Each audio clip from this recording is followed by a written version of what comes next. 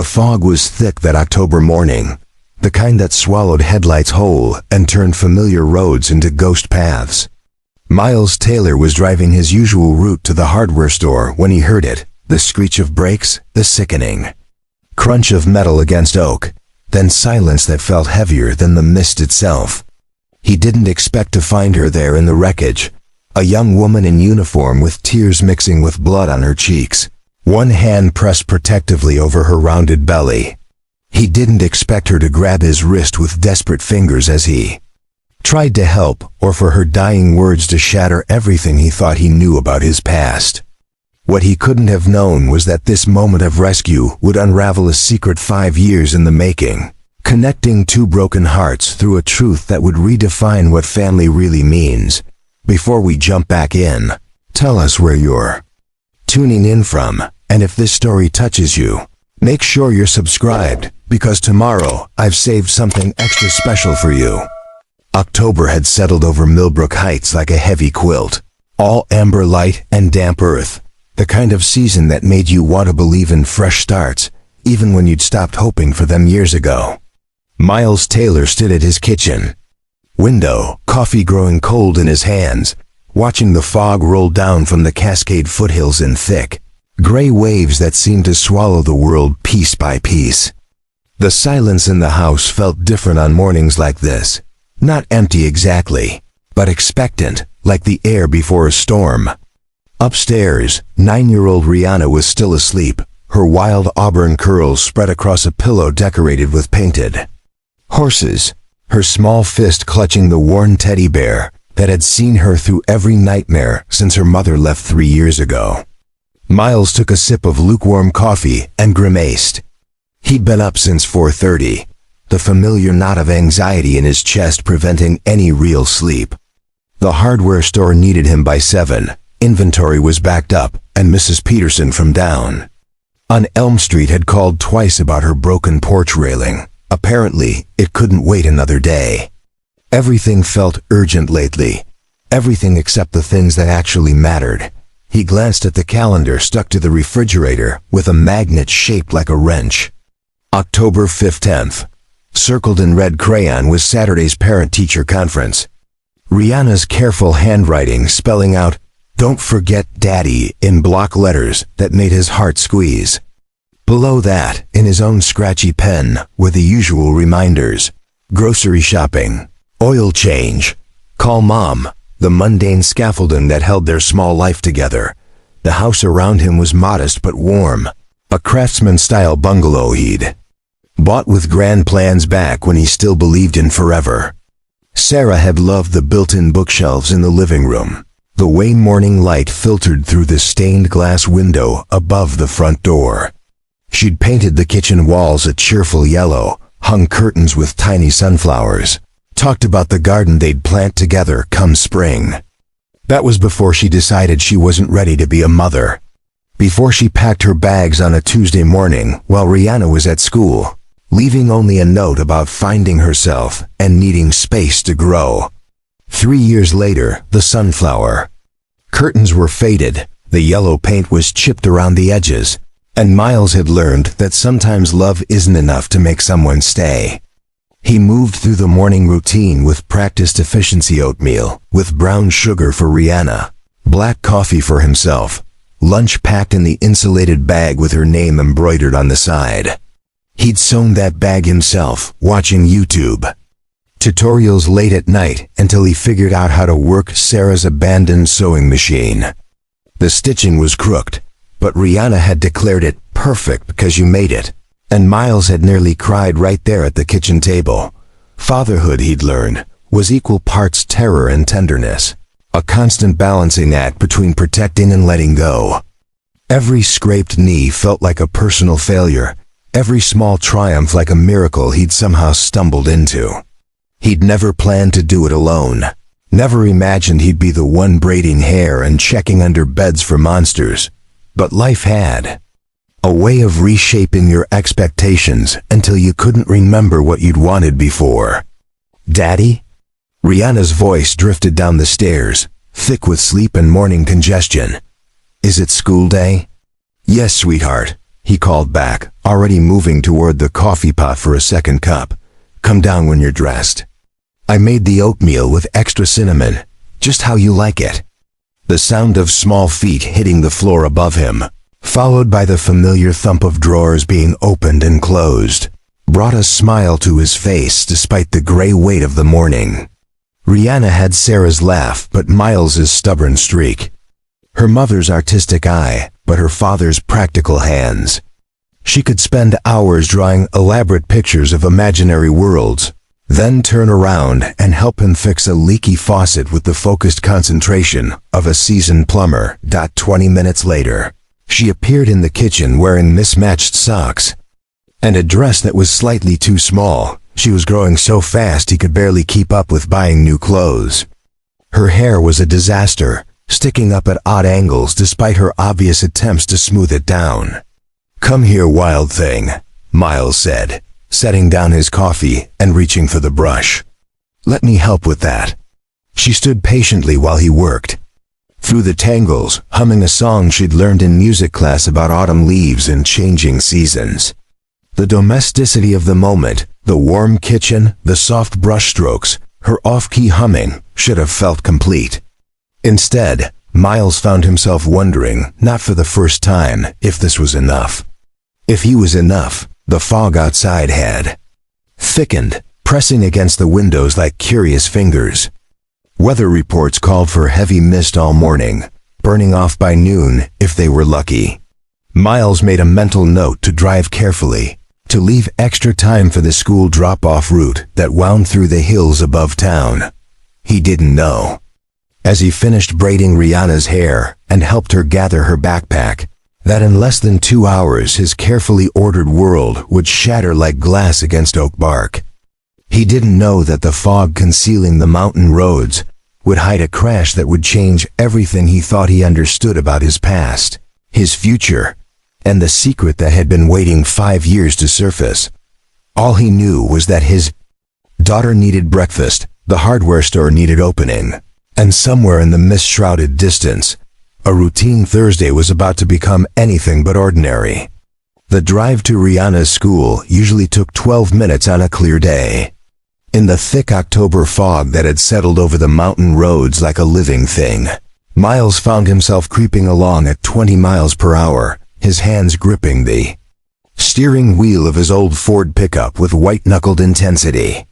The fog was worse than he'd expected, transforming familiar landmarks into ghostly suggestions and turning the winding road to Clearwater Elementary into a navigation exercise that required every ounce of his attention. "I can't see anything."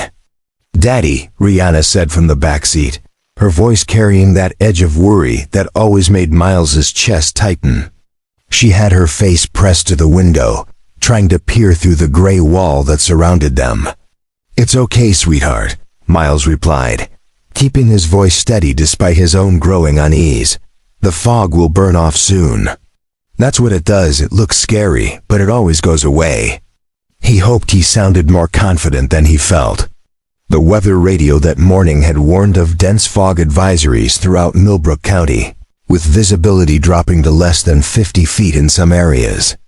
Looking at the impenetrable curtain ahead of him, Miles thought 50 feet might be optimistic. They made it to the school drop-off line without incident, though it took nearly 25 minutes instead of the usual 12. Miles watched Rihanna disappear into the building with her rainbow backpack bouncing against her shoulders, and felt the familiar pang of worry that struck him every morning when he let her walk away. Single parenting meant that every goodbye carried the weight of, what if something happened to him? What if she needed him and he wasn't there? What if the fragile world they'd built together suddenly came apart?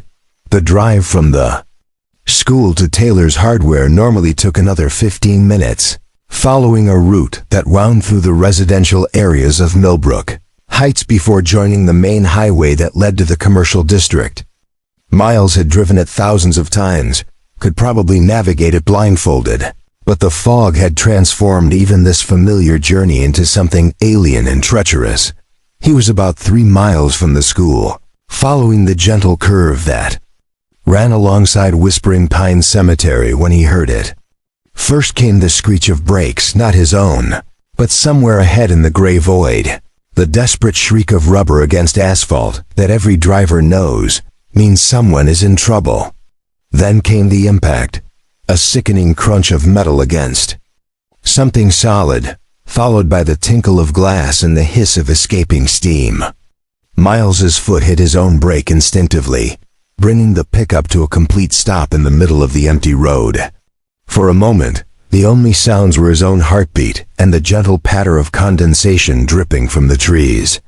Then he heard something that made his blood run cold, a woman's voice, weak and desperate, calling for help. Calling for help. He grabbed his emergency flashlight from the glove compartment and climbed out of the truck, leaving the hazard lights blinking as he jogged toward the sound. The fog seemed to part before him like a curtain, revealing the scene in terrible clarity. A dark sedan wrapped around the thick trunk of an ancient oak tree about 30 feet from the road. The front end was crumpled beyond recognition, steam rising from the destroyed engine, and spiderweb cracks spread across every window. Preparing and narrating this story took us a lot of time, so if you are enjoying it, subscribe to our channel. It means a lot to us. Now back to the story. "Hello?" Miles called out, his voice swallowed by the mist. "Can you hear me?" "Here," came the weak reply. "Please help me." Miles approached the driver's side of the vehicle, his flashlight beam cutting through the fog to illuminate the scene inside. The woman behind the wheel was young, maybe mid-20s, with dark hair matted with blood and a face pale as porcelain. She was wearing what looked like a dress uniform, navy blue with crisp lines and patches. He couldn't quite make out through the cracked glass. Her seatbelt was still fastened, but her position suggested internal injuries, and there was something about the way she held herself that spoke of deeper damage than what was visible on the surface, but it was her other hand that made Miles's breath catch in his throat. She was clutching her belly, rounded and unmistakable beneath her uniform jacket. She was pregnant, probably about 6 or 7 months along, and from the way she was breathing, both she and the baby were in serious trouble. "Okay, I'm here," Miles said, keeping his voice calm while his mind raced through everything he knew about emergency response. "My name is Miles. I'm going to help you. Can you tell me your name?" The woman's eyes found his through the shattered window, and for a moment something flickered there, recognition, maybe, or confusion. Her lips moved, but no sound came out at first. "Aubriana," she finally whispered. "Aubriana Hayes." The name hit Miles like a physical blow, though he couldn't immediately place why. Something about it tugged at his memory, like a song heard long ago that you can't quite remember, but can't quite forget either. "Aubriana, I need you to stay with me," Miles said, already pulling out his phone to call 911. "I'm calling for help. The paramedics will be here soon." But even as he spoke, he could see that soon might not be soon enough. Aubriana's breathing was becoming more labored, and there was something in her eyes, a kind of desperate urgency that went beyond physical pain. "Miles," she said suddenly, and the fact that she'd remembered his name sent another chill down his spine. "Miles Taylor." He froze with the phone halfway to his ear. "How do you know my—" "I know because ... Her voice was fading, each word requiring tremendous effort. "Because I've been looking for you. For 5 years, I've been looking for you." The fog seemed to close in around them, the world narrowing to just this moment. This woman. These words that didn't make sense but carried the weight of truth. "I don't understand," Miles said, but even as he spoke, something was shifting in his memory. Pieces of a puzzle he didn't know he'd been trying to solve. Aubriana's hand moved from her belly to reach toward him through the broken window, her fingers finding his wrist with surprising strength. "The baby," she whispered, her eyes never leaving his face. "Miles, the baby is yours." The phone slipped from Miles's nerveless fingers, clattering against the asphalt as the world tilted sideways. In the distance, he could hear sirens beginning to wail, but they seemed to be coming from another universe entirely, one where such impossible words could be true. Time fractured. Miles found himself moving through the next few minutes as if underwater, every action deliberate, but dreamlike. The sirens grew louder, cutting through the fog with urgent efficiency, but all he could focus on was Aubriana's pale face behind the spider-webbed glass, and the impossible words still echoing in his mind. "The baby is yours," his training kicked. And before his emotions could paralyze him completely, years of volunteer work with the Millbrook Heights Fire Department had taught him to compartmentalize during emergencies, to push personal feelings aside and focus on what needed to be done. Right now, what needed to be done was keeping Aubriana Hayes alive long enough for the paramedics to reach them. "Aubriana, stay with me," Miles said, his voice steadier than he felt. He retrieved his fallen phone and immediately dialed 911. Again, his fingers somehow remembering the numbers despite the chaos in his head. "I need you to keep talking to me, okay? Tell me where it hurts." Her eyes fluttered, and for a terrifying moment, he thought she might lose consciousness. "Chest," she whispered. "Can't breathe right. And the baby. Is the baby okay?" Miles couldn't answer that question, didn't have the medical knowledge to assess internal injuries, but he could see that her belly seemed intact, no obvious trauma to that area. "The paramedics will be here any second," he said instead. "They'll take care of both of you." The 911 dispatcher came on the line, her voice crisp and professional. 911, what's your emergency?" "Single vehicle accident on Mountain View Road, about a quarter-mile past Whispering Pine Cemetery," Miles said, his firefighter training providing the precise location details. "Female driver, early 20s, appears to be about 6 months. Pregnant. She's conscious but has difficulty breathing, possible internal injuries. The vehicle struck a tree head-on. Emergency responders are en route, sir. Estimated arrival time is 4 minutes. Are you trained in emergency response?" "Volunteer firefighter," Miles confirmed. "I'm going to try to stabilize her until you arrive." He ended the call and focused entirely on Aubriana. The driver's side door was too damaged to open, but the passenger side might be accessible. Miles circled the vehicle carefully, testing his footing on the fog-slick grass, and found that the passenger door could be opened with some effort. "Aubriana, I'm going to come around to the other side," he called to her. "I want to get a better look at you, maybe make you more comfortable." She nodded weakly, and he could see her trying to turn her head to track his movement.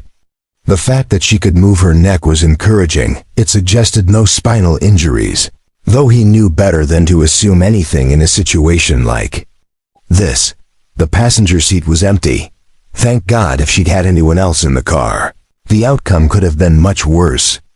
Miles climbed in carefully, immediately reaching over to check her pulse. It was rapid but strong, and her skin, while pale, wasn't clammy. These were good signs, though her labored breathing still worried him. "How far along are you?"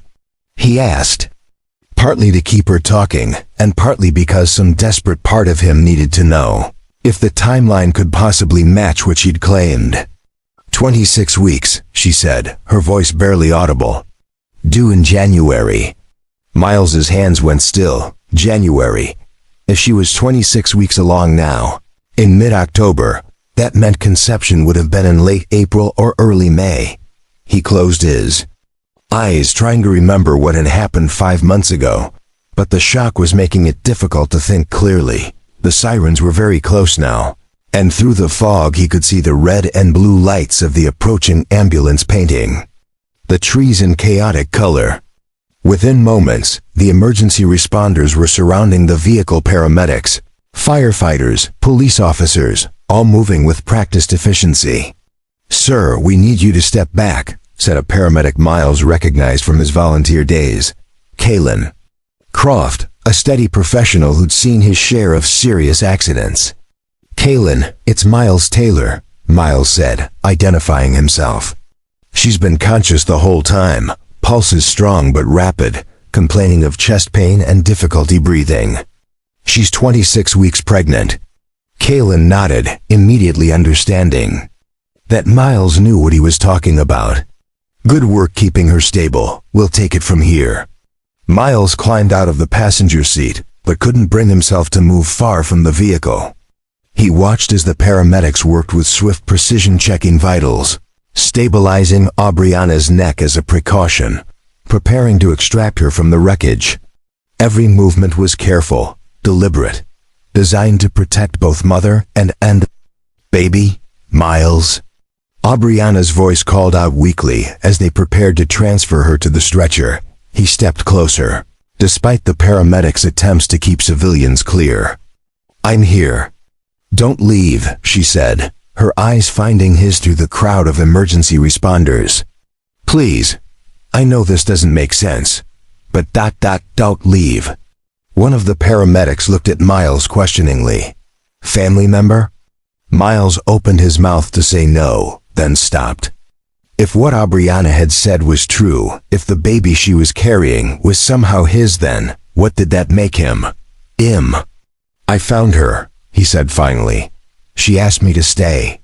The paramedic nodded. You can follow us to Millbrook General. If you're going to come, you need to come now. As they loaded Aubriana into the ambulance, Miles found himself moving toward his truck without conscious decision. His hands were shaking as he started the engine, and he had to force himself to focus on the simple mechanics of driving turn signals, speed limits, following the ambulance through the fog that was finally beginning to lift. His phone buzzed with a text from Rihanna's school, asking if everything was okay since he'd never shown up to open the hardware store. Miles stared at the message for a long moment before typing back, "Family emergency. Store closed today. Family emergency." The words felt strange but somehow right.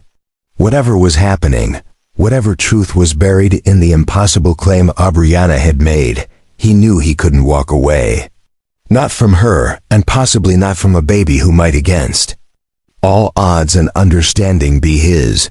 The fog continued to lift as they drove toward the hospital, revealing a world that looked exactly the same as it had 2 hours ago, but felt completely transformed. Miles followed the ambulance through streets he'd known his entire life, toward answers he wasn't sure he was ready to hear. Millbrook General Hospital smelled like antiseptic and anxiety, a combination that always reminded Miles of the night. Rihanna was born equal parts terror and miracle, wrapped in the clinical efficiency of medical professionals who dealt with life-changing moments as routine. He sat in the emergency waiting room, his work clothes still damp from the fog, hands wrapped around a cup of coffee that had gone cold an hour ago. Dr. Lysander Hayes, no relation to Aubriana, despite the shared surname emerged from the treatment area with the kind of measured expression that experienced physicians used to deliver news that could go either way. Miles stood immediately, his heart hammering against his ribs. "She's stable," Dr. Hayes said without preamble. 2 cracked ribs, mild concussion, and some soft tissue damage, but nothing that won't heal. More importantly, the baby appears to be unharmed. We'll want to monitor them both for the next 48 hours, but all signs are encouraging. Miles felt his knees go weak with relief. "Can I see her?" "She's been asking for you," the doctor replied, studying Miles with curious eyes. "Are you the father?" The question hung in the air like a challenge. Miles opened his mouth to say he didn't know, that it was complicated, that he wasn't even sure who this woman was despite her claim to know him. Instead, he heard himself say, "She says I am." Dr. Hayes nodded as if this kind of uncertainty was routine in emergency medicine. Room 237. "The nurses will let you know if there are any changes." The walk to room 237 felt longer than the drive from the accident scene.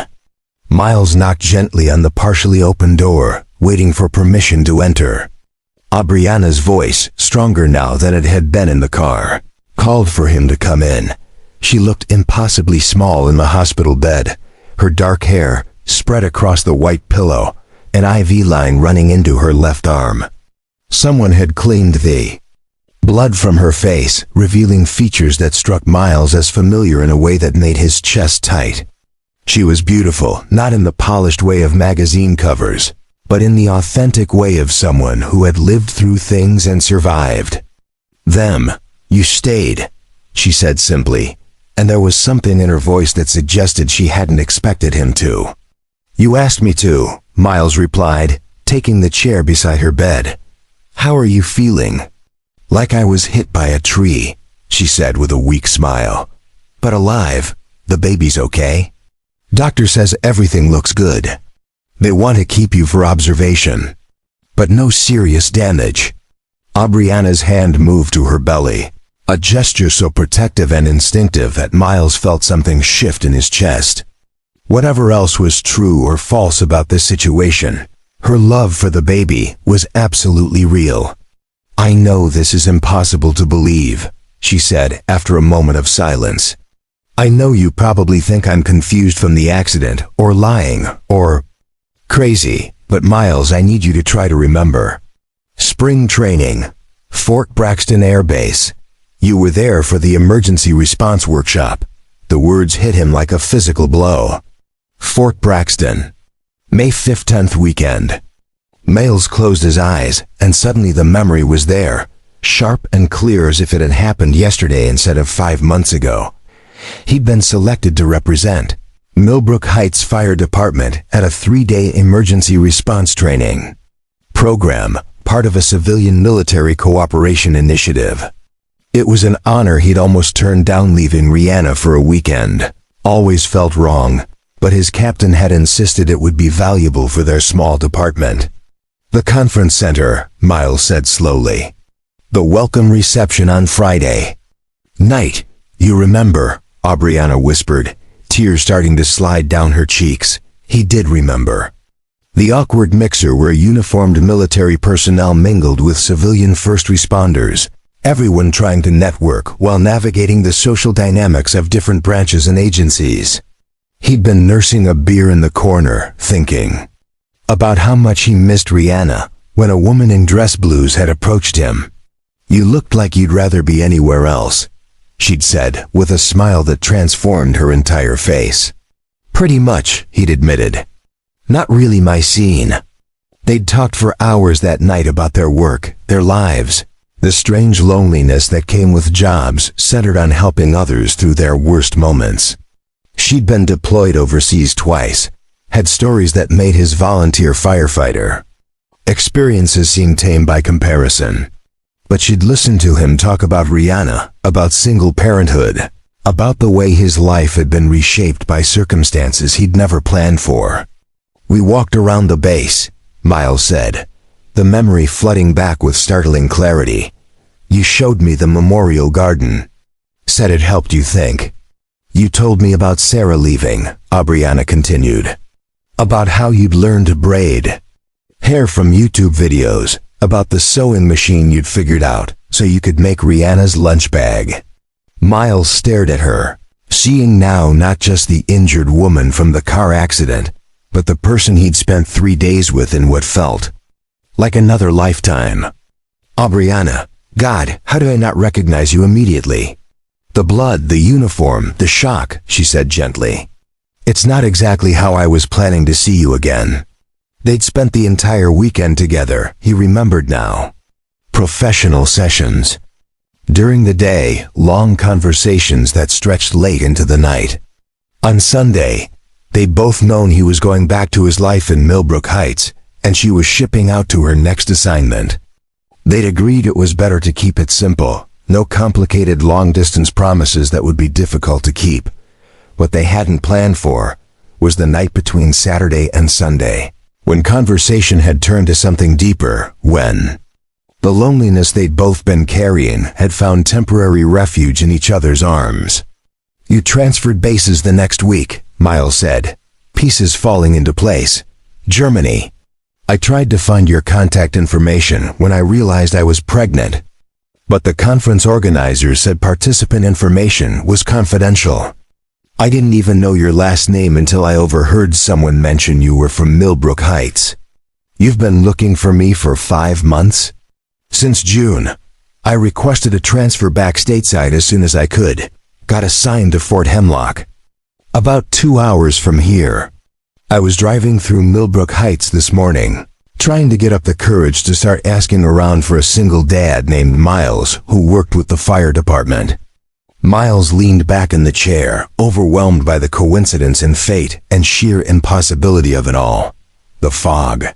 If it hadn't been so heavy, if I'd taken a different route, we would have missed each other again, Aubriana finished. But we didn't. A soft knock on the door interrupted them. A nurse peeked in, a young woman with kind eyes and scrubs, decorated with cartoon stethoscopes. "Sorry to interrupt," she said, "but there's a little girl at the nurse's station who says her daddy is here." Rihanna Taylor? Miles felt his heart stop. Oh my God, the school. I never called them back. Aubriana watched his face carefully. "Your daughter? I have to."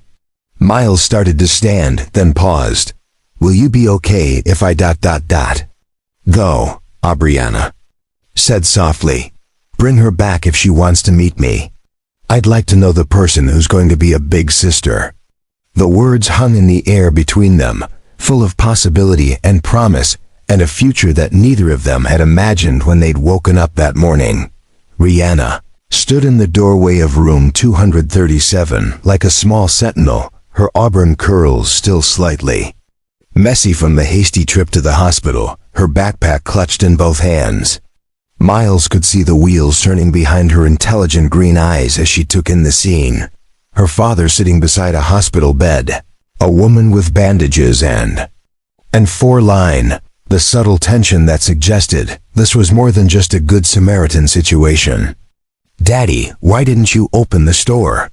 she asked, her voice carrying that particular mix of worry and accusation that 9-year-olds had perfected. "Mrs. Chun called the school when you didn't answer the phone." Miles felt the familiar weight of single-parent guilt settle on his shoulders. Every decision he made affected Rihanna. Every emergency pulled him away from the careful routine that kept their small world stable. "There was an accident, sweetheart. I had to help someone." Rihanna's gaze shifted to Aubriana, and Miles watched his daughter's expression soften with the same instinctive kindness that had always amazed him. Where Sarah had been cautious around strangers, Rihanna had inherited something more generous, a willingness to see people who were hurting and want to help. "Are you okay?" Rihanna asked Aubriana directly, stepping closer to the bed. "You look like it hurt a lot." Aubriana's eyes filled with tears, but she smiled.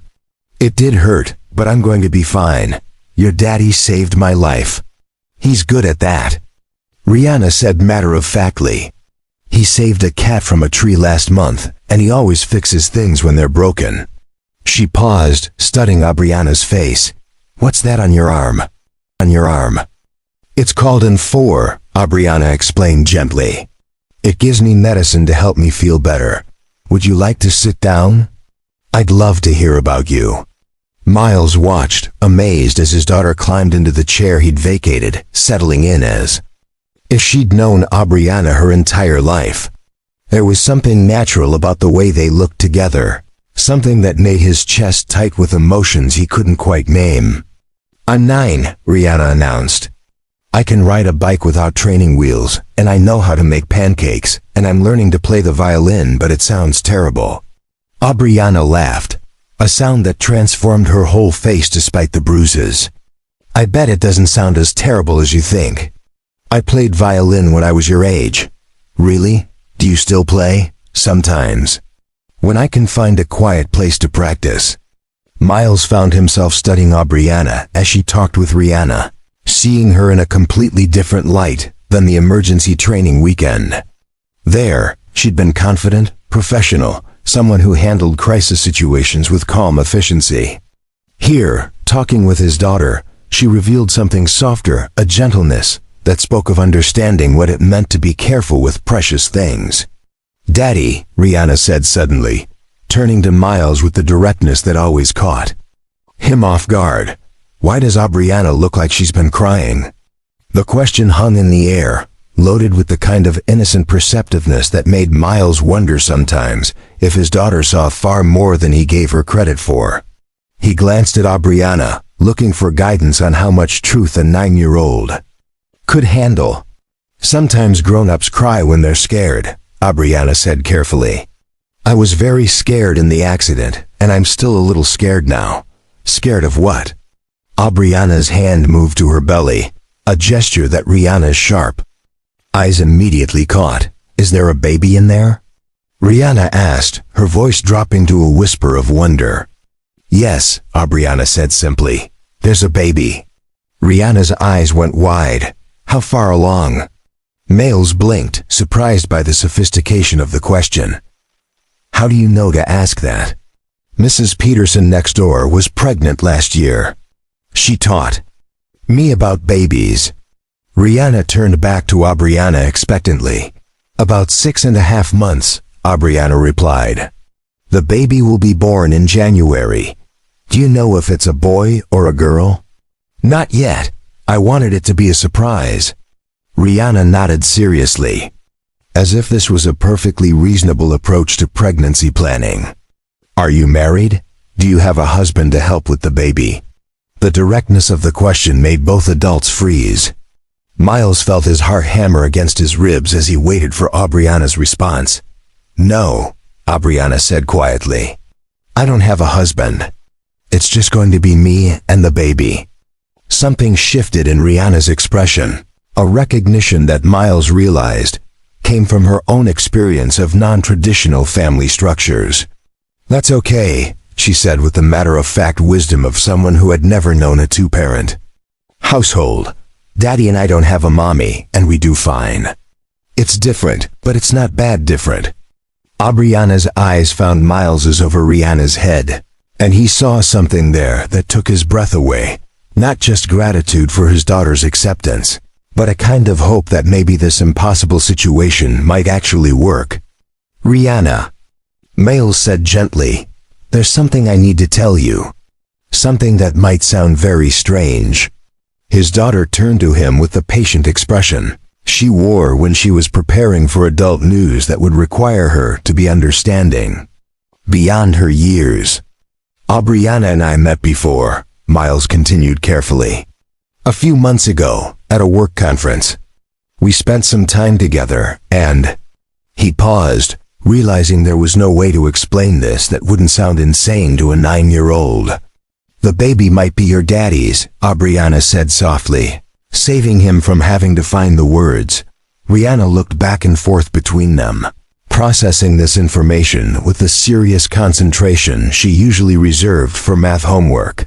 So, the baby might be my brother or sister. Yes, Miles said, his voice barely above a whisper. And if it is, then Aubriana would be like ... part of our family. Maybe, Aubriana said. If that's something you and your daddy would want. Rihanna was quiet for a long moment, her small face scrunched in thought. Finally, she looked up at Aubriana with clear, honest eyes. I always wanted a brother or sister, she said simply. And you seem nice. I think it would be okay. Miles felt tears he didn't know he'd been holding back slide down his cheeks. In the space of 12 hours, his carefully ordered world had been completely transformed, and somehow his 9-year-old daughter was taking it all in stride with the kind of grace that reminded him why he'd fallen in love with being her father in the first place. There's one more thing, Aubriana said, her voice gentle but determined. I need you both to know that I'm not trying to take anything away from what you have together. You and your daddy have built something beautiful, and I would never want to change that. Rihanna reached out and took Aubriana's hand with the unconscious generosity that children possessed before the world taught them to be careful. Maybe we could just add to it instead, she said. Like when we moved to our house and Daddy planted new flowers in the garden. The old ones were still pretty, but the new ones made everything better. In that moment, sitting in a hospital room that smelled of antiseptic and possibility, Miles realized that maybe the most important conversations about family weren't the ones adults planned, but the ones that happened naturally when people decided to be brave enough to tell the truth. 3 days later, Aubriana stood in the doorway of Miles's modest craftsman home, holding a small duffel bag and wearing civilian clothes that seemed to transform her entirely. Without the uniform, she looked younger, softer, more like the woman he remembered from that weekend in May than the injured soldier he'd pulled from the wreckage. "Are you sure about this?" she asked for the 3rd time since leaving the hospital. "I could find a hotel or temporary housing on base. I don't want to impose." "You're not imposing," Miles said, stepping aside to let her enter. "The doctor said you need someone to monitor you for the next few days, and Rihanna made me promise you'd stay here." It was true. His daughter had been surprisingly insistent about the arrangements, announcing to anyone who would listen that Aubriana and the baby needed looking after, and their house had plenty of room. She'd spent the morning preparing the guest bedroom with the kind of meticulous care usually reserved for very important visitors, complete with fresh flowers from their garden and a hand-drawn welcome sign taped to the door. The house felt different with Aubriana in it. Not uncomfortable exactly, but charged with possibility in a way that reminded Miles of the early days after Rihanna was born, when every ordinary moment carried the weight of life-changing transformation.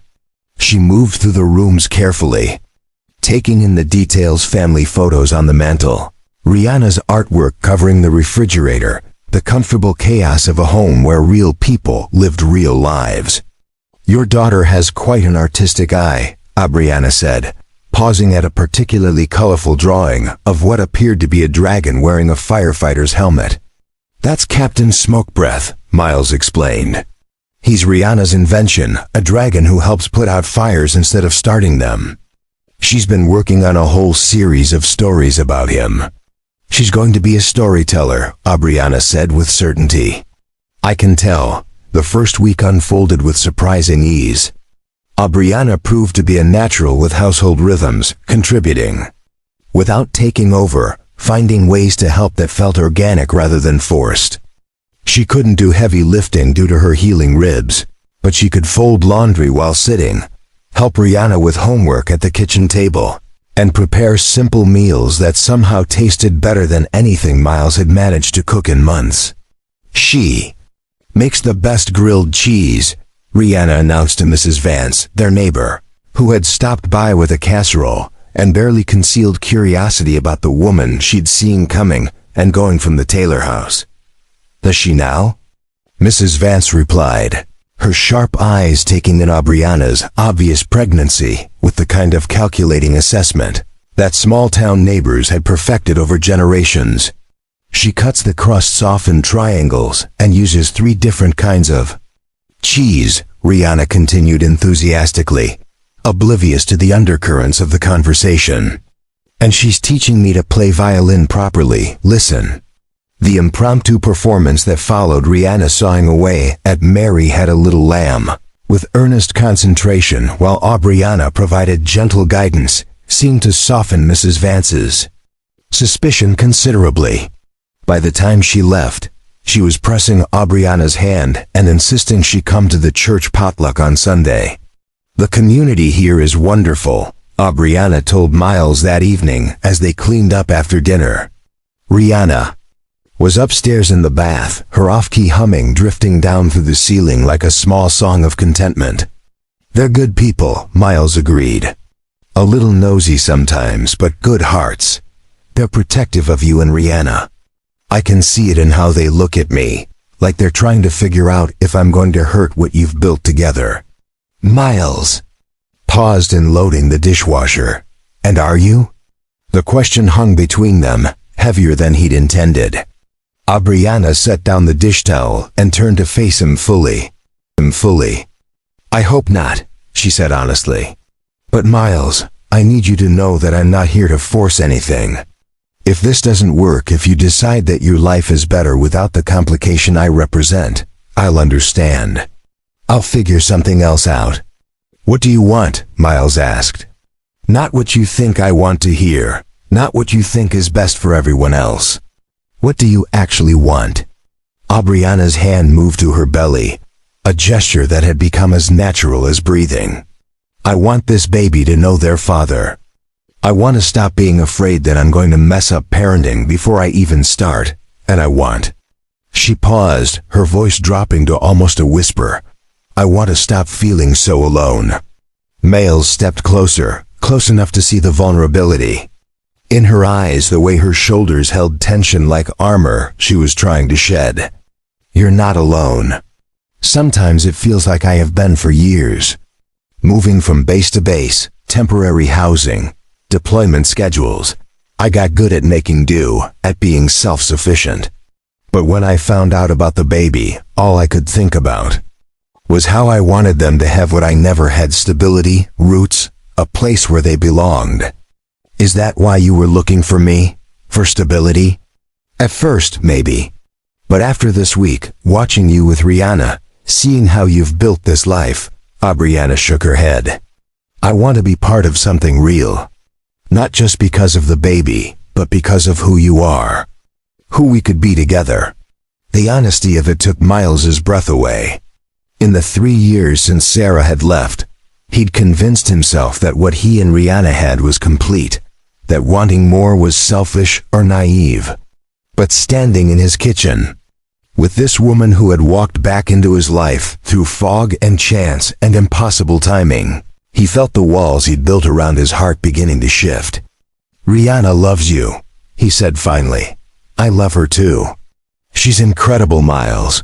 You've raised someone with such an open heart, such natural kindness. I keep thinking about what she said about adding to the garden instead of changing it. From upstairs came the sound of Rihanna calling for help with her hair, and both adults smiled at the familiar domestic summons. I should go help her, Miles said. Can I come too? Aubriana asked. I used to help my younger cousins with their hair. I might remember a few tricks. As they climbed the stairs together, Miles found himself imagining mornings like this stretching into the future: shared responsibilities, quiet conversations, the gentle accumulation of ordinary moments that transformed strangers into family. For the first time since the accident, it didn't feel impossible. It felt like something worth believing in. The phone call came on a Tuesday morning while Aubriana was helping Rihanna practice violin scales before school. Miles answered without looking at the caller ID, expecting it to be a customer from the hardware store or maybe Dr. Hayes with a routine follow-up about Aubriana's recovery. Is this Miles Taylor? The voice was crisp, official, with the unmistakable authority of someone accustomed to difficult conversations. Yes, this is Miles. Mr. Taylor, this is Colonel Torvin Beckett from Fort Hemlock. I'm calling regarding Sergeant Aubriana Hayes. I understand she's been staying with you since her accident. Miles felt something cold settle in his stomach. Across the kitchen, Aubriana's bow had gone still against the violin strings, her face suddenly pale as she registered who was on the phone. She's here, Miles said carefully. Is there a problem? Sir, I need to speak with Sergeant Hayes immediately. This is a matter of some urgency. Miles looked at Aubriana, who was already reaching for the phone with hands that trembled slightly. It's for you, he said, though they both already knew that. Colonel Beckett, Aubriana said, her voice instantly transforming into the crisp, professional tone Miles recognized from their first meeting at Fort Braxton. Yes, sir. I understand. No, sir, I haven't received any messages because my phone was destroyed in the accident. Miles watched her face change as she listened, saw the color drain from her cheeks, and her free hand move protectively to her belly. Rihanna, sensing the shift in atmosphere with the intuitive awareness of someone who had learned to read adult moods for signs of stability or crisis, quietly set down her violin and moved closer to Miles. What's happening, Daddy? She whispered. I don't know yet, sweetheart, Miles replied, keeping his voice low. Aubriana was pacing now. As much as her healing ribs would allow, the phone pressed tight against her ear. Sir, with respect, I believe there's been a misunderstanding. I submitted all required documentation regarding my condition. The medical review board cleared me for light duty until my maternity leave. A long pause. Then, I see. No, sir, I was not aware of that policy change. When does it take effect? Miles felt his heart rate accelerate. Whatever news Colonel Beckett was delivering, it wasn't good. Understood, sir. Yes, I'll report to Fort Hemlock by Friday to complete the processing. Thank you for the call. Aubriana ended the call and stood frozen in the middle of the kitchen, staring at the phone as if it had personally betrayed her. Aubriana? Miles said gently. What's going on? She looked up at him, and he saw in her eyes the same desperate uncertainty that had been there in the car wreckage, the look of someone whose world had just shifted beneath her feet. They're discharging me, she said quietly. Effective immediately. Discharging you? Why? New policy regarding pregnancy and active duty status. Anyone past 24 weeks who can't perform full duties gets an administrative discharge. Her voice was carefully controlled, but Miles could hear the strain underneath. I'll lose my housing, my health care, my income, everything. Rihanna looked back and forth between the adults, her young face creased with concern. What does discharge mean?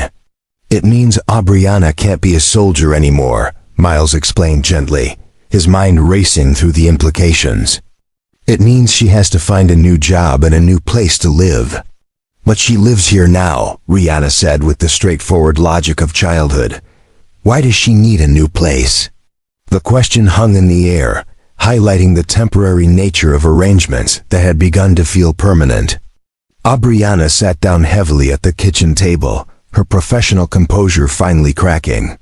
I have to report to Fort Hemlock by Friday to sign the discharge papers and clear out my quarters, she said. After that, I'm officially a civilian. With no income, no housing, and a baby due in 3 months. Miles sat down across from her, reaching out to cover her hands with his. Why didn't you tell me your service was at risk? Because I didn't know, Aubriana said, tears starting to slide down her cheeks. The policy was announced last week while I was in the hospital. It's retroactive. Anyone currently past the 24-week mark gets automatically reviewed for discharge. They said it's about readiness and resource allocation, but it feels like punishment for getting pregnant. The pieces of the puzzle suddenly clicked into place for Miles. That's why you were driving through Millbrook Heights that morning. You weren't just working up courage to look for me, you were desperate, because you already knew this was coming. Aubriana nodded miserably. I got the preliminary notice 3 days before the accident. I was supposed to report for review, but I couldn't face it alone. I thought if I could find you, if I could explain about the baby, maybe you'd help me figure out what to do. I never expected to literally crash into your life. And you've been carrying this worry the whole time you've been here. I kept hoping it would get resolved, that maybe the discharge would be voluntary instead of administrative, that I'd have more time to figure things out. She looked around the kitchen that had become familiar over the past 2 weeks, at Rihanna's school papers stuck to the refrigerator, at the coffee mug she'd been using every morning, at the small signs of belonging that had accumulated without her noticing. I should have told you from the beginning. You had a right to know that taking me in wasn't just a temporary favor. It was signing up for someone with no prospects and no backup plan. Miles was quiet for a moment, processing the information. When he spoke, his voice was steady and sure. First of all, you're not someone with no prospects. You're an experienced emergency responder with leadership training and a decade of service experience. That means something in the civilian world. Miles, second, he continued, you do have a backup plan. You have us. Rihanna, who had been listening to the adult conversation with the focused attention she usually reserved for important things, like instructions for caring for injured animals, suddenly spoke up. Are you going to leave us? She asked Aubriana directly. I don't want to, Aubriana replied honestly. But I don't know if I have a choice. You always have a choice, Rihanna said with the confidence of someone who had watched her father make difficult decisions work out through sheer determination. Daddy says that's what makes people strong, knowing they can choose to stay even when things get scary. Miles felt his heart swell with pride at his daughter's wisdom.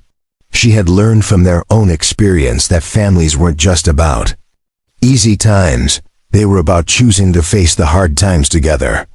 "What do you want to do?" Miles asked Aubriana.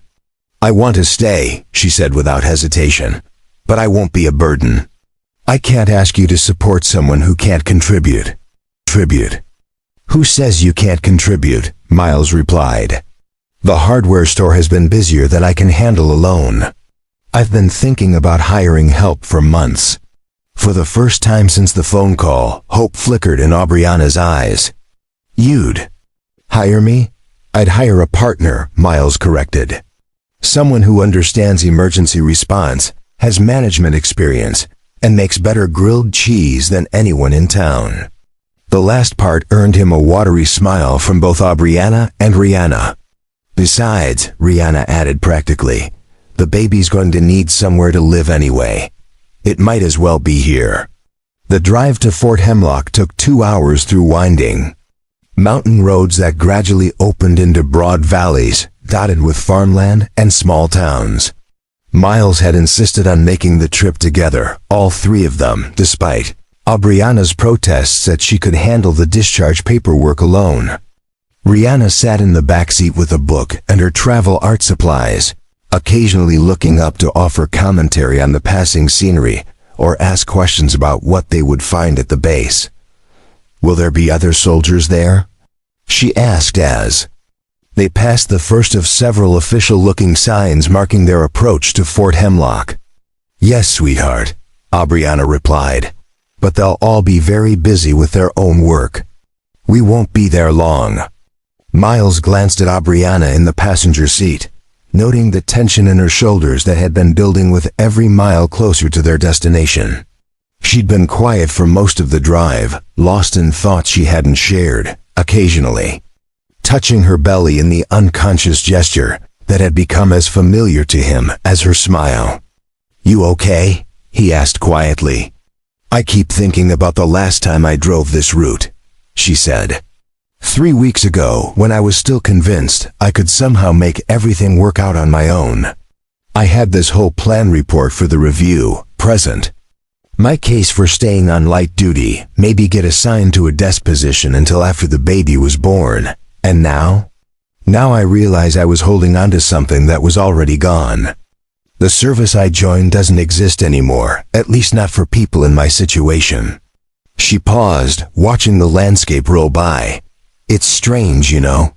I spent 10 years defining myself by my rank, my assignment, my next deployment. And in one phone call, all of that just disappears." Fort Hemlock appeared ahead of them like a small city rising from the valley floor, neat rows of buildings, precisely maintained grounds, and a kind of organized activity that spoke of thousands of people moving through their daily routines with military precision. Miles felt a familiar mixture of respect and unease as they approached the main gate. He'd always admired the dedication of service members, but the institutional machinery of it all made him grateful for the simpler rhythms of civilian life. The security checkpoint was efficient but thorough. Guards checked their identification, called ahead to confirm Aubriana's appointment, and provided visitor passes and directions to the administrative building where she would complete her discharge processing.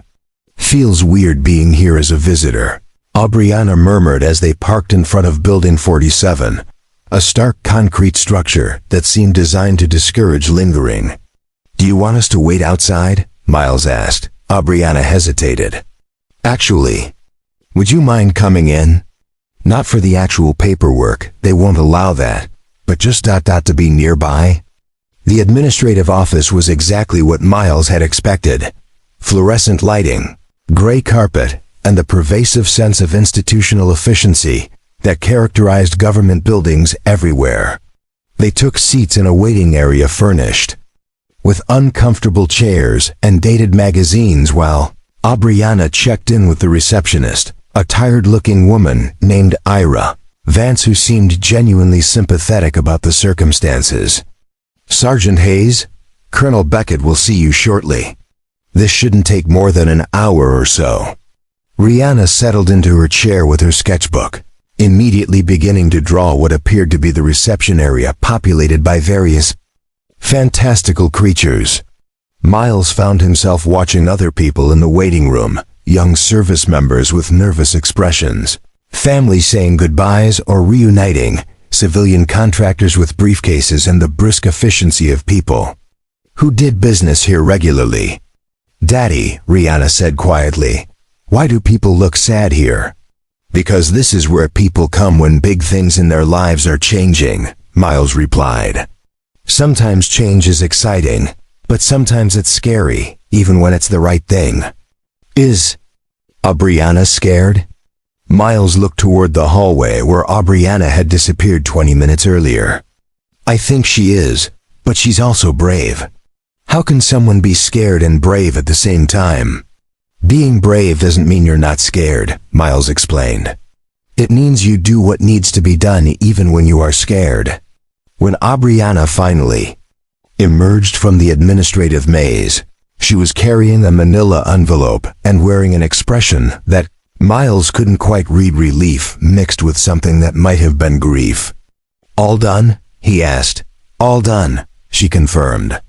"Officially a civilian as of 1600 hours today." They walked back to the parking lot in silence, Rihanna skipping ahead while the adults processed the weight of what had just transpired. It wasn't until they were back in the truck that Aubriana spoke again. "They gave me my service record," she said, holding up the manila envelope. 10 years summarized in 23 pages. "How do you feel?" "Lighter, I think. Like I've been carrying something heavy for a long time and didn't realize it until I set it down." She opened the envelope and pulled out a single document. "Look at this."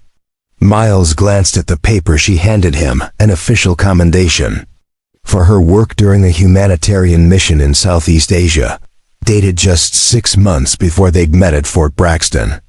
"You saved lives," he said, reading the citation. "We all did. It was a team effort." She took the document back, studying it as if seeing it for the first time. "But reading this now, I realize something I didn't understand before." "What's that?" "The skills that made me good at that job: crisis management, working under pressure, taking care of people when they need it most. Those don't disappear just because I'm not wearing a uniform anymore." Miles smiled, hearing echoes of the conversation they'd had in his kitchen just days before. "So what happens now?" "Now I figure out how to use those skills in a hardware store in Millbrook Heights," Aubriana said with a laugh that sounded more genuine than anything he'd heard from her since Colonel Beckett's phone call. "And raise a baby," Rihanna added from the back seat, not looking up from her drawing. "And raise a baby," Aubriana agreed, her hand moving to her belly dot as they drove away from Fort Hemlock. Miles found himself thinking about the courage it took to walk away from one life and toward another, especially when the future was still uncertain. In his rearview mirror, he watched the base grow smaller until it disappeared entirely behind the hills, taking with it the last vestiges of Aubriana's former identity. "There's something I want to show you when we get home," Miles said as they reached the highway. "What?" "The business license application I filled out yesterday for Taylor and Hayes Hardware. I figured if we're going to be partners, it should be official." Aubriana was quiet for so long that Miles worried he'd overstepped. Then she reached over and took his hand, squeezing it gently. "Taylor and Hayes," she said, testing the sound of it. "I like that." In the back seat, Rihanna looked up from her sketchbook with a satisfied expression. "I drew us at the new store," she announced. "All 4 of us." "All 4? Miles asked. "You, me, Aubriana, and the baby," Rihanna explained matter-of-factly. "It's going to be the best hardware store ever." It happened on a Saturday morning in November, 3 weeks after the trip to Fort Hemlock. While Miles was teaching Rihanna how to properly measure lumber for the treehouse they'd been planning to build in the backyard oak, Aubriana had been helping with the project, sketching design ideas and calculating load weights with the precision of someone whose training had included structural engineering, when she suddenly went very still. "Miles," she said quietly, her voice carrying a tone that made him immediately stop what he was doing and turn toward her. She was standing beside their makeshift workbench, 2 sawhorses and a piece of plywood that served as their planning headquarters. One hand braced against the surface, the other pressed to her lower back. Her face had gone pale, and there was something in her expression that triggered every emergency response instinct he'd ever developed. "What's wrong?" Miles asked, already moving toward her. I think something's happening," Aubriana said, her breathing becoming more deliberate. "These aren't the practice contractions I've been having. These feel different."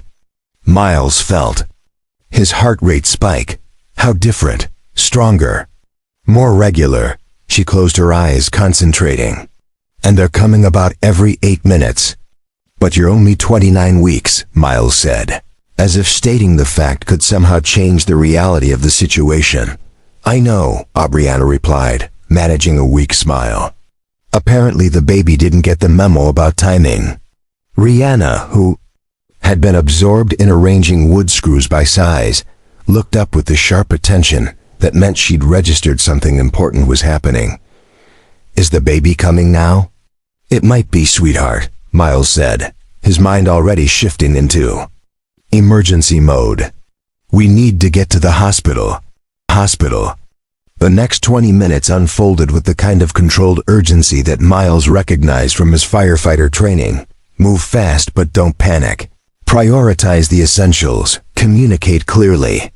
While Aubriana timed contractions and breathed through them with the focused determination of someone who had trained for high-pressure situations, Miles gathered the hospital bag they'd packed weeks earlier and called Dr. Hayes to alert him they were on their way.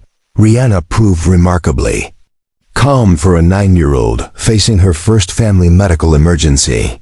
She collected Aubriana's pillow from the couch, filled a water bottle without being asked, and sat in the back seat during the drive to Millbrook General with the quiet alertness of someone ready to help however she could.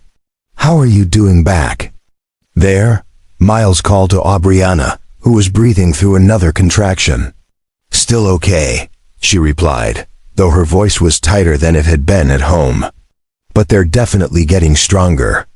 The emergency entrance at Millbrook General was a flurry of efficient activity the moment they arrived. Dr. Hayes met them at the door, with a wheelchair and the kind of calm professionalism that immediately made everyone feel safer. "Let's get you upstairs and see what this little one is thinking," he said to Aubriana as they moved toward the elevators. The next few hours passed in a blur of monitoring equipment, medical consultations, and the strange combination of waiting and urgency that characterized early labor. Aubriana's contractions continued, but didn't progress rapidly, giving the medical team time to administer medications to help the baby's lungs develop and discuss the various scenarios they might face. 29 weeks is early but manageable, Dr. Hayes explained to Miles and Rihanna during one of their brief consultations in the hallway. "We have an excellent neonatal intensive care unit here, and babies born at this stage have very good outcomes with proper care." "What does that mean exactly?" Rihanna asked with the directness that Miles had come to appreciate about his daughter's approach to difficult topics.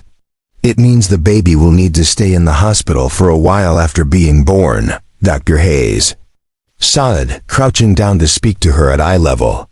"There will be special equipment to help with breathing and eating until the baby gets stronger. But lots of babies who are born early grow up to be perfectly healthy."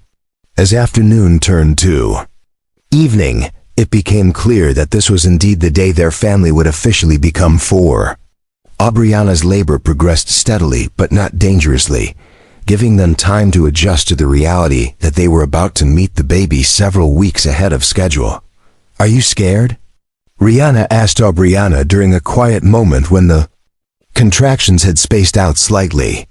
"A little," Aubriana admitted, "but not as scared as I would have been a few months ago." "Why not?" "Because a few months ago, I thought I'd be doing this alone. Now I know I have your daddy, and I have you, and whatever happens, we'll figure it out together." Miles felt something shift in his chest as he listened to this exchange. The woman lying in the hospital bed was no longer the desperate stranger he'd pulled from a wrecked car in the fog. She was the mother of his daughter's future sibling, his business partner, and if he was being honest with himself, someone he was falling in love with all over again, not just with the memory of their weekend together, but with who she had become in their daily life. "Aubriana," he said, taking her hand as another contraction began to build. "When this is over, when we're all home and settled, I want to talk about making this permanent." "Making what permanent?" she asked, breathing through the intensity. "All of it. The partnership, the family, the life we're building together. I want to make it official." Aubriana's eyes filled with tears that had nothing to do with physical pain. "Are you proposing to me in a hospital room while I'm in labor?" "I'm proposing that we stop pretending this is temporary," Miles said. "I'm proposing that we choose each other, officially and completely."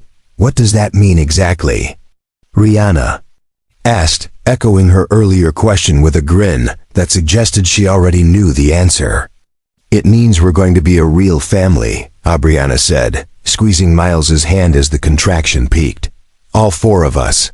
3 hours later, Caspian Wild Taylor Hayes entered the world weighing 4 pounds 2 ounces with a fierce cry that announced his determination to thrive despite his early arrival. As Miles held his son for the first time, this tiny, perfect person who had somehow brought together all the scattered pieces of their lives, he realized that some of the most important things in life couldn't be planned or controlled.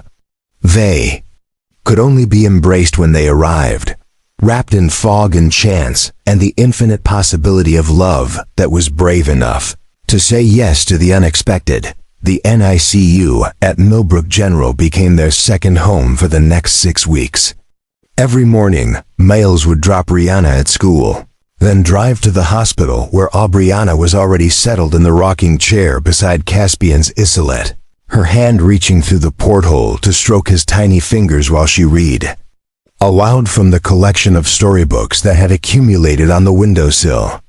"Good morning, little man," Miles would whisper to his son each day, marveling at how much Caspian had grown overnight. At 29 weeks, he'd been smaller than most dolls, his skin translucent and delicate, but with each passing day he became more substantial, more present, more undeniably theirs. The nursing staff had quickly learned to work around the rhythms of their unusual family.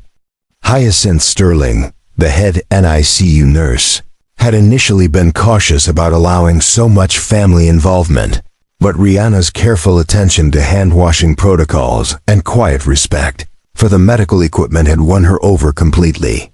"That girl has the makings of an excellent nurse herself," Hyacinth told Miles one afternoon as they watched Rihanna help Aubriana change Caspian's diaper with the focused concentration of someone performing surgery. "She understands that the babies here need extra gentleness." It was true. Rihanna had adapted to the NICU environment with remarkable maturity, learning to speak in whispers, to sanitize her hands without being reminded, and to find quiet activities that wouldn't disturb the other families navigating their own medical journeys. She'd brought her violin one day and played soft lullabies for all the babies, earning applause from exhausted parents who hadn't heard music in weeks. The hardware store had remained closed for the first week after Caspian's birth, with a sign on the door explaining family emergency, reopening soon. Miles had worried about losing customers, but when they finally did reopen, they found that word had spread through Millbrook Heights about the early arrival and the reason for the closure. Instead of complaints about the inconvenience, they received an endless stream of congratulations, offers of help, and the kind of community support that reminded Miles why he'd never wanted to live anywhere else. Mrs. Vance had organized a meal train that kept their refrigerator stocked for weeks. Gwenvale Beckett from the bank had stopped by to discuss small business loans for the hardware store expansion they'd been planning. Even Pastor Finch from the community church had made a point of visiting the NICU to offer blessings for Caspian's continued health, despite the fact that none of them were regular attendees. "This town has really embraced you," Miles told Aubriana one evening as they drove home from the hospital together, leaving Caspian in the capable hands of the night nursing staff. "They've embraced us," Aubriana corrected gently. "I think they see that we're serious about building something here, about being part of the community instead of just passing through." The business partnership had evolved naturally during the weeks of hospital visits. While Aubriana spent mornings at the NICU, Miles would open the store and handle the early customers.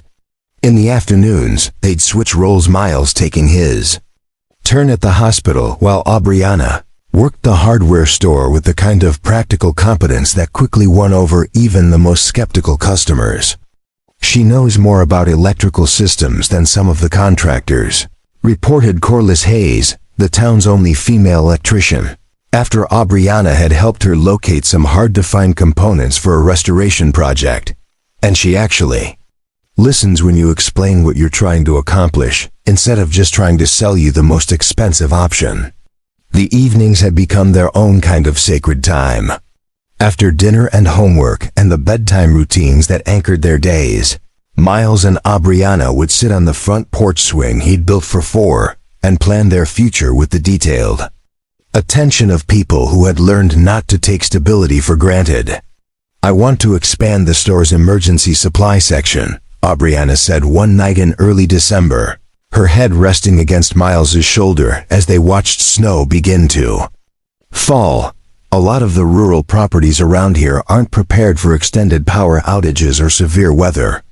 We could stock generators, battery banks, emergency communications equipment." "Using your background," Miles said, understanding immediately where her thinking was leading. "Exactly. Turn the military training into something that helps the civilian community. Emergency preparedness consulting, maybe disaster response workshops. Show people how to be ready for the unexpected." Miles smiled, recognizing the same impulse that had driven him to volunteer firefighting. "I like it.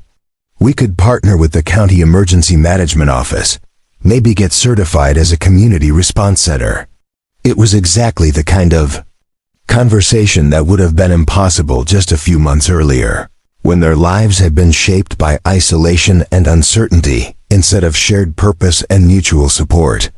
The intimacy of planning a future together felt revolutionary to Miles, who had spent 3 years convinced that his capacity for partnership had died with his marriage to Sarah.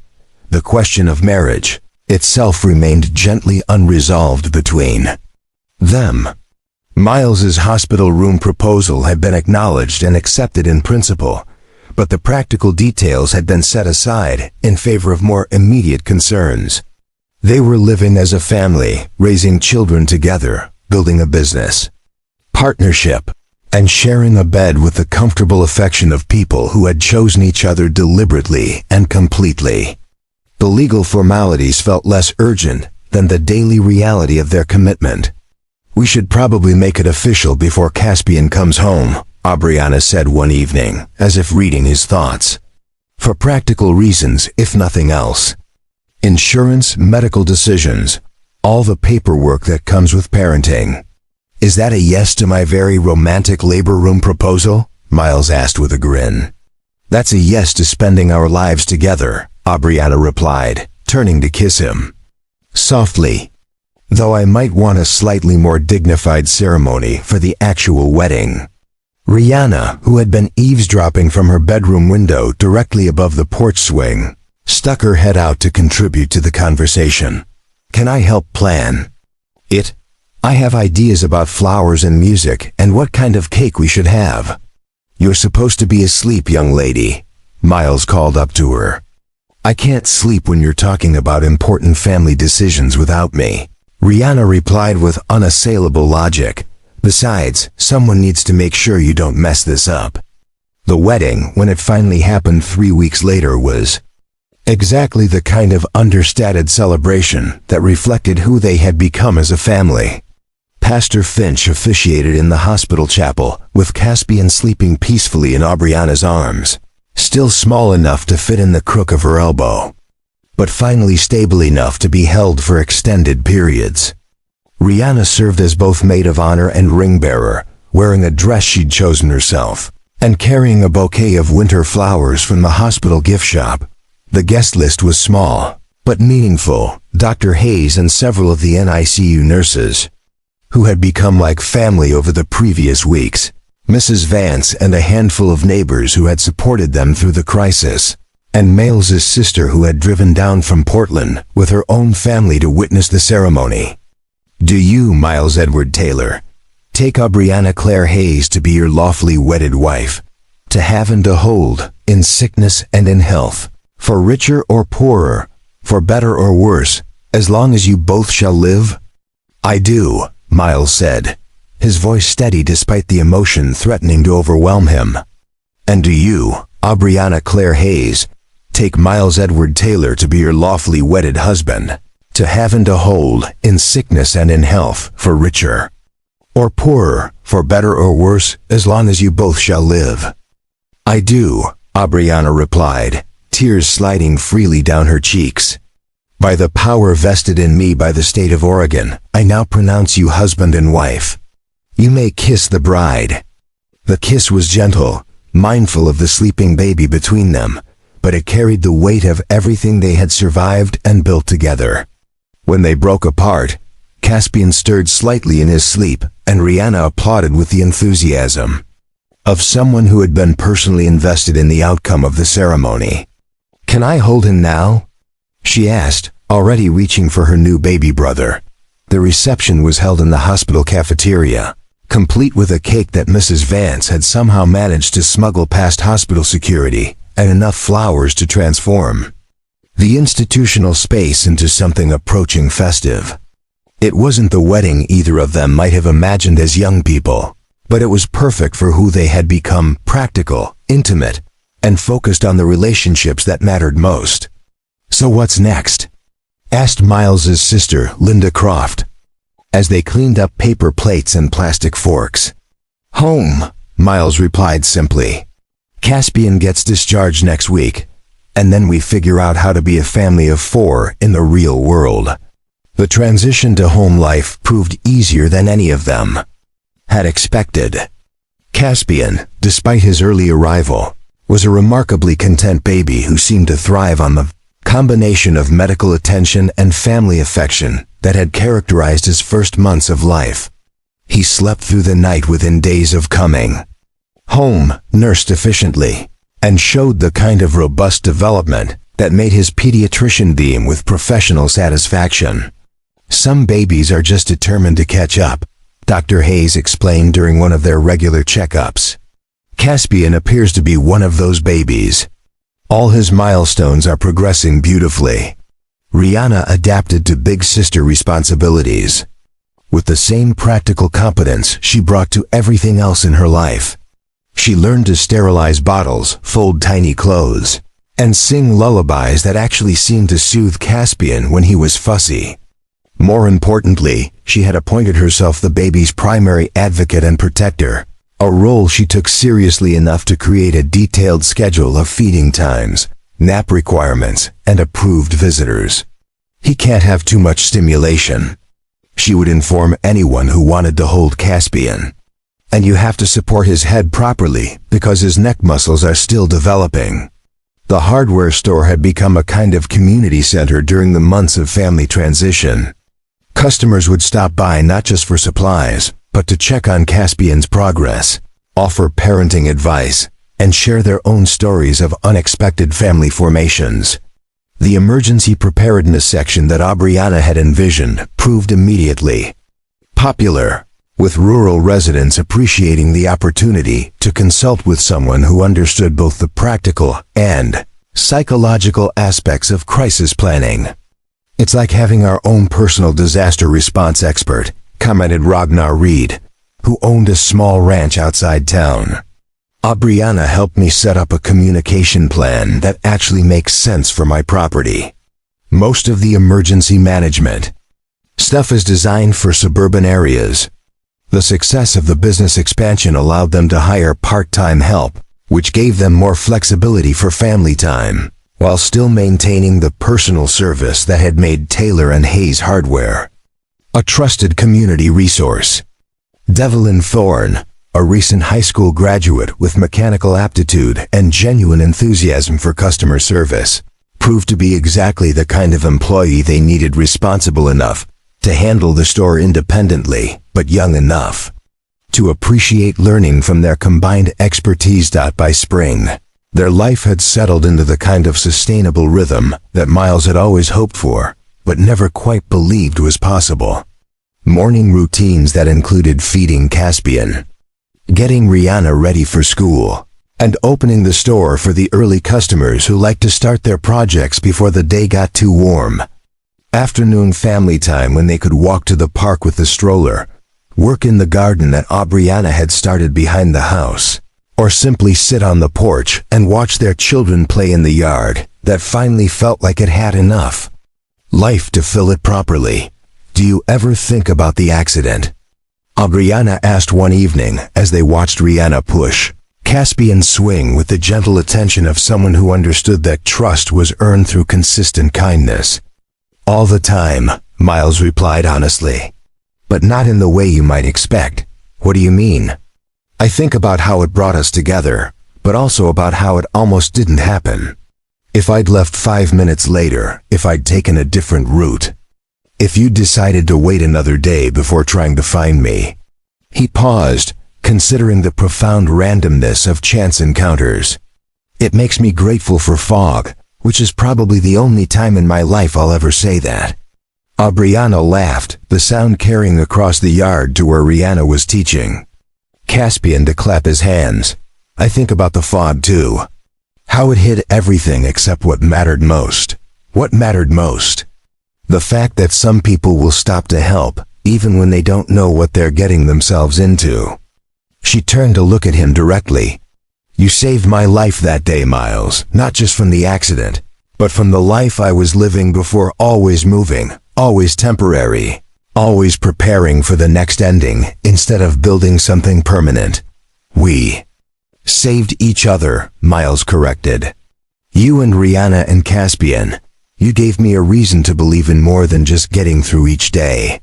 As the sun set behind the mountains that surrounded Millbrook Heights, painting the sky in shades of amber and rose, Miles felt the profound satisfaction of someone who had learned to recognize happiness when it arrived.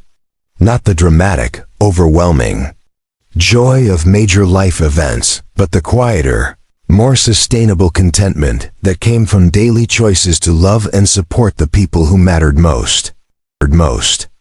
It was the kind of evening that would have been impossible to imagine a year earlier, when his world had been bounded by routine and resignation instead of possibility and purpose.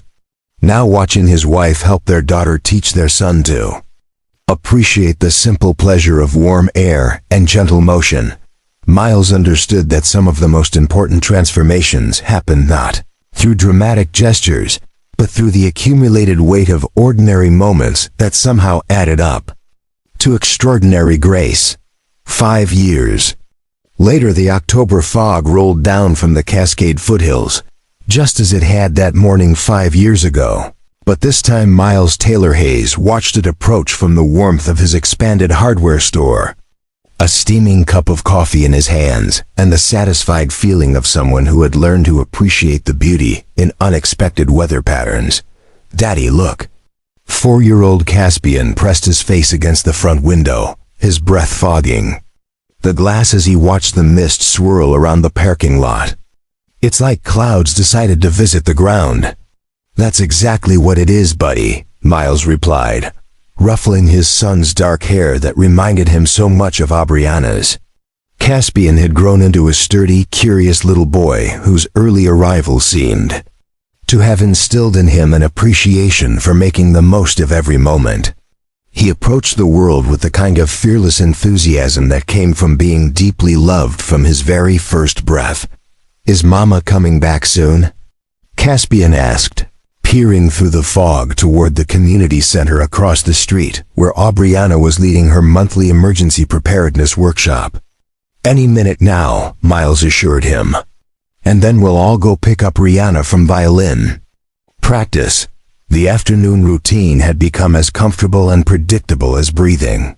Aubriana had built her emergency consulting business into something that served not just Millbrook Heights but the entire county, offering workshops on everything from wildfire evacuation planning to winter storm preparedness. Her approach combined practical skills with psychological resilience training, drawing on both her service experience and her understanding of how ordinary families could prepare for extraordinary circumstances. "She has a gift for making people feel capable instead of scared," Kaylin Croft had told Miles just last month. The paramedic who had responded to Aubriana's accident had become a close family friend, and one of Aubriana's regular workshop participants. Most emergency training focuses on worst-case scenarios.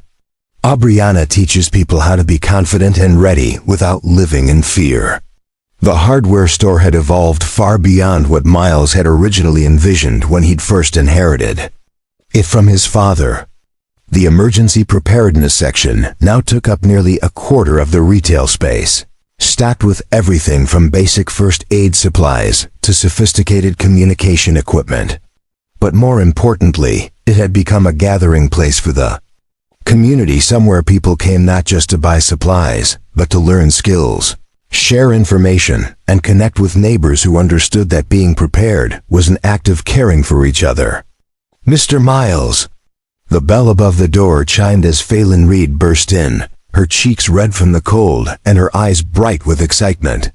At 8 years old, she was one of Rihanna's closest friends and had appointed herself an unofficial junior employee of the hardware store, always eager to help organize inventory or explain products to customers who seemed confused.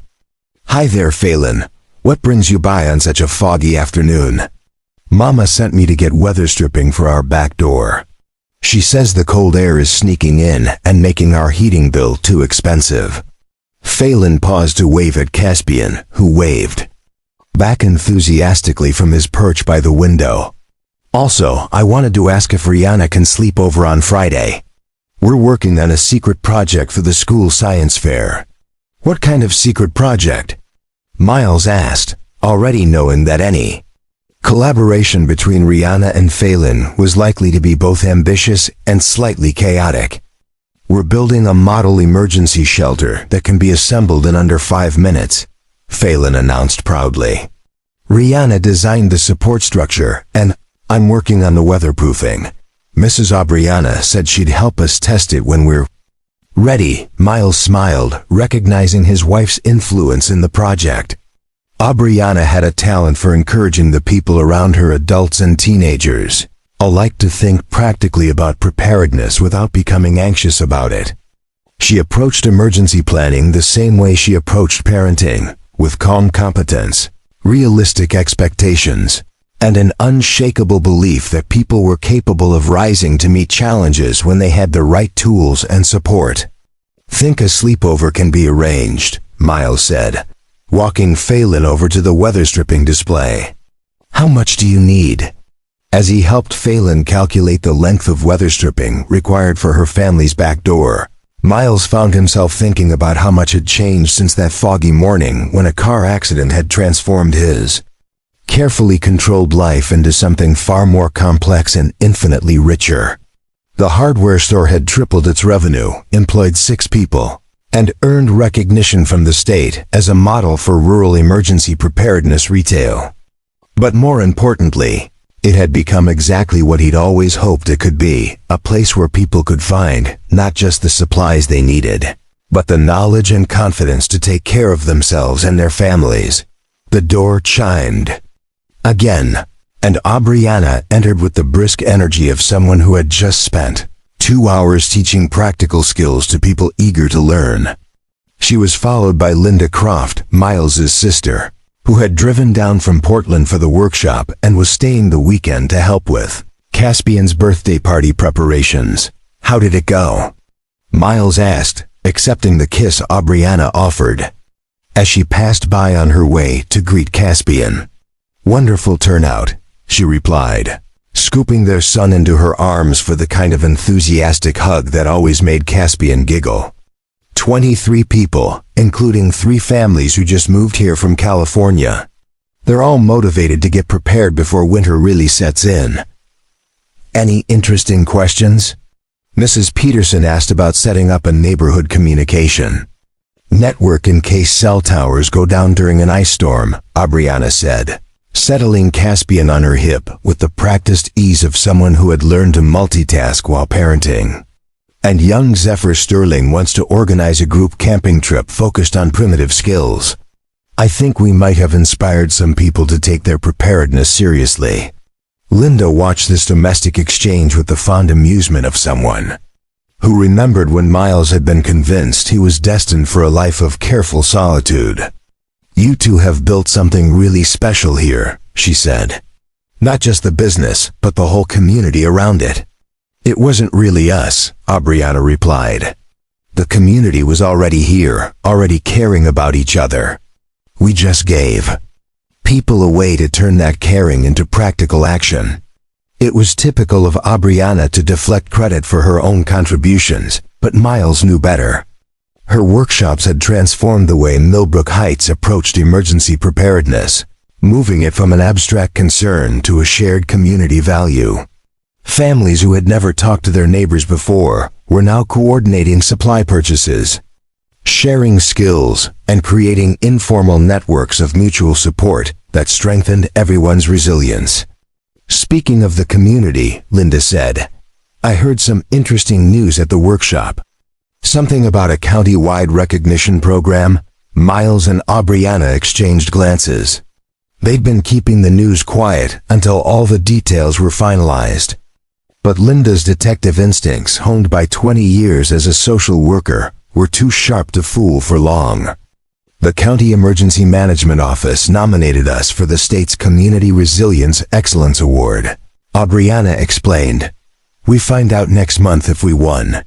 And if you do win, a $50,000 grant to expand emergency preparedness programs in rural communities," Miles said. "We could outfit a mobile training unit, travel to other small towns, help them develop their own preparedness networks." Linda clapped her hands together with genuine excitement. "That's incredible. You could help communities all over the region." The possibility was both thrilling and daunting. Miles and Aubriana had spent long evenings discussing what winning the award might mean for their family, their business, and their commitment to Millbrook Heights.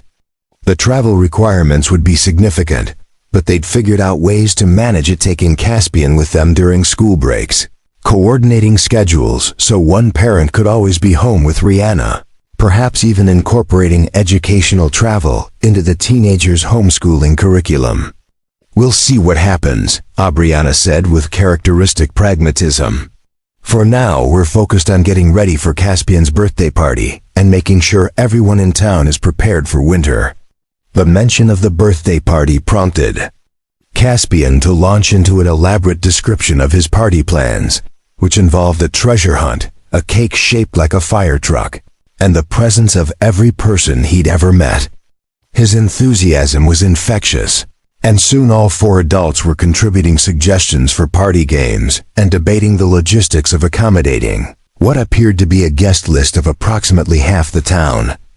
"Can we invite Officer Quinn?" Caspian asked. He said he might be able to bring the police car with the lights on. "Lights on. We'll see, buddy," Miles said, making a mental note to call Maelstrom Quinn about coordinating a special appearance. The police officer had become a regular participant in Aubriana's workshops and had developed a particular fondness for Caspian, who was fascinated by anything involving emergency vehicles. As they prepared to close the store and head home for dinner, Miles found himself reflecting on the strange alchemy of timing and choice that had brought them to this moment. 5 years ago, his life had been defined by careful routines designed to minimize risk and unpredictability. Now he was married to a woman whose job involved preparing for disasters, father to 4-year-old who approached every day as an adventure, and stepfather to a 14-year-old who had inherited both her biological mother's artistic talent and her adoptive mother's practical competence. The drive home took them past Whispering Pine Cemetery, where a small memorial marker honored the memory of Sarah, Rihanna's biological mother, who had died in a climbing accident in Colorado 2 years earlier. They'd gotten the call on a Tuesday evening, and while the grief was complicated by years of abandonment and anger, Rihanna had insisted on creating a memorial in Millbrook Heights for the mother she barely remembered, but had never stopped loving. "Do you think Mama Sarah would like our family now?" Rihanna had asked Aubriana while they were designing the memorial together. "I think she would be proud of the person you've become," Aubriana had replied with the careful honesty that characterized all her interactions with Rihanna's complicated feelings about her biological mother. "And I think she would be grateful that you have so many people who love you."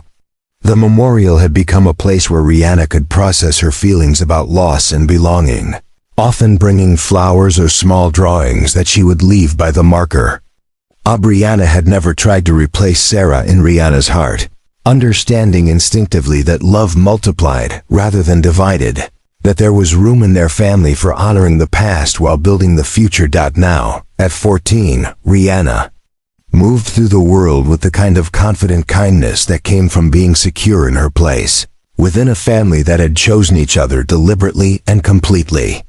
She played violin in the regional youth orchestra, maintained a 4.0 GPA, and had started teaching basic emergency preparedness skills to younger students at her school. More importantly, she had appointed herself Caspian's primary teacher, importantly. Everything from shoe tying to storytelling, approaching big sister responsibilities with the same practical competence that characterized everything she did. Rihanna texted, Aubriana said, checking her phone as they pulled into their driveway. "Violin practice ran long, but they'll be finished in 20 minutes. She wants to know if we can pick up pizza on the way home." "Pizza sounds perfect," Miles replied, appreciating the simple pleasure of a family dinner plan that required no more coordination than a quick stop at Torvin's Pizza on their way back from town. Their house had evolved along with their family, expanding from the modest 3-bedroom Craftsman into something that could accommodate the realities of a busy household with 2 working parents and 2 active youngsters. They'd added a sunroom where Aubriana could work on training materials, and Rihanna could practice violin without disturbing Caspian's naps. The backyard now included a vegetable garden, a play structure that Miles had built with help from Rihanna, and the tree house that had been their family project. The morning Caspian decided to arrive early. "I want to show Aunt Linda my room," Caspian announced as they pulled into the driveway, already unbuckling his car seat with the determined independence of someone who had mastered the task just last month. "After dinner," Aubriana said. "First we need to pick up your sister and get some food into everyone." As they drove back into town to collect Rihanna and acquire pizza, Miles found himself thinking about the conversation he'd had with Dr. Hayes just last week during Caspian's annual checkup. The physician who had delivered Caspian and supported their family through those early NICU weeks had become not just their doctor, but a trusted friend whose own family often joined them for community events and holiday celebrations. "You know," Dr. Hayes had said while reviewing Caspian's growth charts, "I've been practicing medicine for 30 years, and I've learned that some of the most important healing happens not in hospitals, but in homes, where people choose to love each other well." "What do you mean?" Miles had asked. "I mean that Caspian's early birth could have been a crisis that tore your family apart. The stress, the uncertainty, the financial pressure, the disruption to your plans. Instead, it became the foundation for something stronger. That kind of resilience doesn't happen by accident. It happens when people decide that their commitment to each other is more important than their fear of what might go wrong." The observation had stayed with Miles, particularly as he watched Aubriana navigate the complexities of running a business, raising two teenagers, and preparing their community for emergencies that might never come. She approached uncertainty, not with anxiety, but with practical preparation and unshakable confidence in their family's ability to handle whatever challenges might arise. "You're thinking deep thoughts," Aubriana observed as they waited in the pickup line outside the music school. "Just grateful," Miles replied honestly, "for all of it. The accident, the fog, the early labor, even the difficult parts. All of it. Let us hear. Do you ever wonder what would have happened if we'd met under different circumstances? If you'd called me after the Fort Braxton weekend, or if I'd found your contact information when I first realized I was pregnant?" Miles considered the question, watching through the windshield as Rihanna emerged from the music school building with her violin case slung over her shoulder and a smile that lit up her entire face when she saw their truck. "I think we would have found each other eventually," he said finally. "Maybe not in the same way, maybe not with the same timing, but I think some connections are strong enough that they find a way to happen. Even across fog and car crashes and stubborn people who think they're better off alone." "Especially then," Miles replied, reaching over to take her hand as Rihanna approached the truck. "Some of the best things in life come disguised as problems we think we can't handle." Rihanna climbed into the back seat with the easy grace of someone completely comfortable with her place in the world. "How was everyone's day?"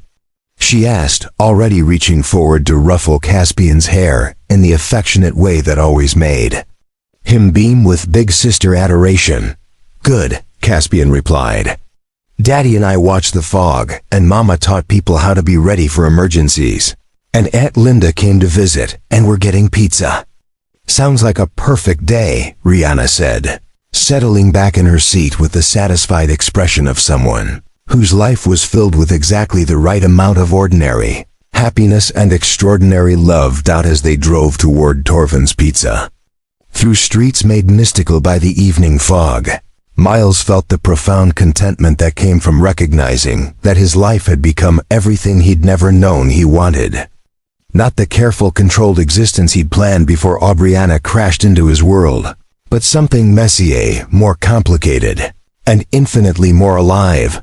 The fog swirled around their truck like a benediction, transforming the familiar roads of Millbrook Heights into something magical and new, just as it had on that October morning 5 years ago, when chance and weather and the willingness to stop for someone in need had changed everything.